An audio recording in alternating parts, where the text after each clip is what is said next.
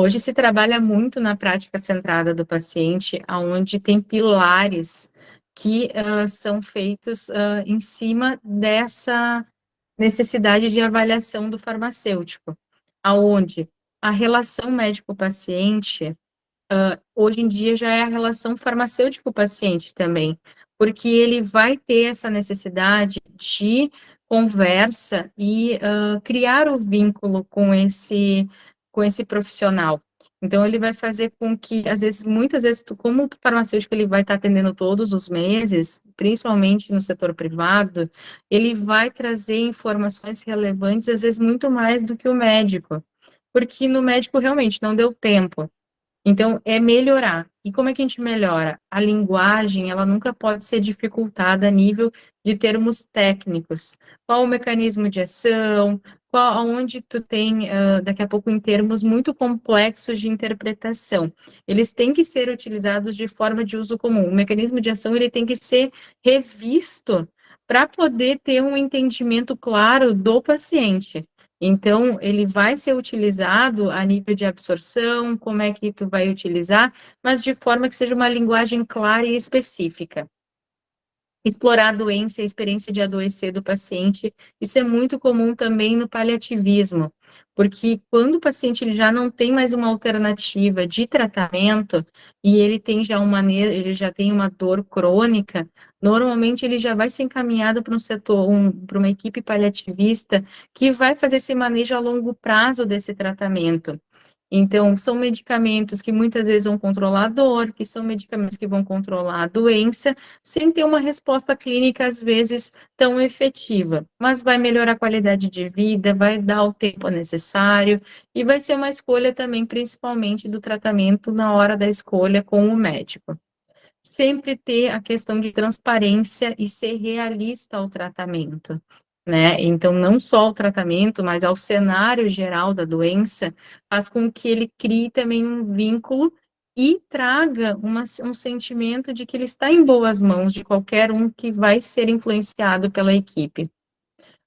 Entender também a pessoa como um todo, às vezes não é somente a terapia medicamentosa, mas poder dar ao paciente, e ao familiar um entendimento de que tem outras alternativas para continuar a vida, profissional, a questão de daqui a pouco de ter, oportunidade também, principalmente pessoal, no sentido: "Ah, eu quero fazer uma viagem, mas vai ter essa interferência". Então, ir atrás destas, entender esse contexto social da pessoa, faz com que tu também tenha essa certeza de qual o melhor tratamento, qual a melhor condução, como tu vai ter a melhor resposta clínica. E sempre também elaborar um plano de manejo dos problemas, tá? Então, daqui a pouco tem uma dificuldade daqui a pouco, de locomoção ou de, residência. Então, tipo, daqui a pouco tem uma situação, a gente passou agora por uma situação de calamidade climática, que tu tem que continuar o tratamento para não atrasar, para ter uma resposta clínica, mas entender junto ao paciente e à família, o que eles têm de dificuldade. Ah, era dificuldade de locomoção. Consigo vir? Consigo encaminhar outra pessoa? Achar uma estratégia. E sempre o apoio vai fazer com que o paciente não desista do tratamento. E isso vai ser muito importante. Incorporação de prevenção e proteção de saúde, promoção de saúde. Então, sempre vai ser feito isso, a incorporação dentro a esse grupo, a centralização desse atendimento a um paciente, independente se ele vai ser oncológico ou de outra especialidade, porque às vezes o oncológico ele vai poder ter, ele pode ter um desfecho secundário de um diagnóstico hematológico, ele vai ir para outra equipe, mas ele não vai deixar de ter o vínculo com a especialidade do ciclo primário. Então, tem mais isso, tipo, o vínculo com as equipes fazem com que tu crie a estratégia do plano terapêutico e plano também de cuidado e segurança desse tratamento.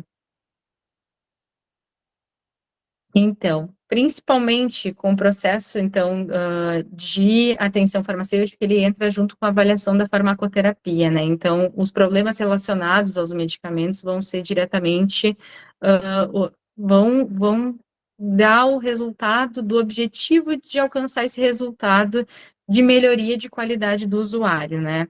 Então, sempre fazer o acompanhamento, sempre daqui a pouco achar alternativas dentro da rotina de cada serviço, de como realizar essa mensuração e a necessidade de retornar algum outro profissional. E sempre assim, vai ter a questão de efetividade e segurança desse tratamento através da estratégia traçada por esse grupo, por essa equipe multidisciplinar, normalmente. Nos manejos de toxicidade, a gente vai ver muito comum toxicidade hematológica, anemia, leucopenia, neutropenia febril, trombocitopenia. Então, através de exames laboratoriais, independente, às vezes, do diagnóstico, mas sim pelo quadro clínico do paciente, ele pode ter um desenvolvimento muito mais aguçado de algumas variações.